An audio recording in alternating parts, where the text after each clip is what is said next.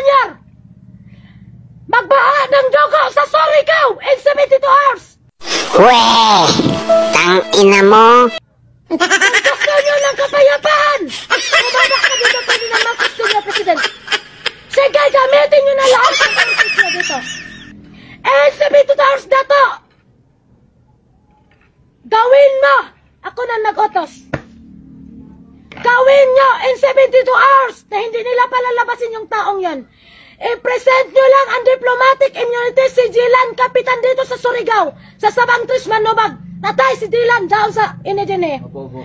Yan, anuhin mo ngayon, si Dylan dito, ang barangay. Opo. Bukas ng umaga, lulusobin natin ang barangay dito.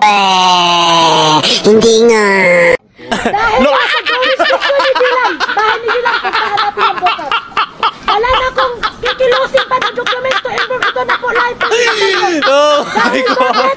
Tinakot nilang aking technical, mga tao dito, wala nang magtatrabaho ng dokumescope. Bukas, birthday ni Dato Adlaw, magbaha ng dugo, Dato. Pag hindi nila ipalabasin yan ngayon din. Oo, so, daog naman ta. Daog naman ta. Yes, God is justice. God is justice. God is justice. Daog naman ta. Bahala kayo sa ginagawa niyo, basta tuloy-tuloy lang kami.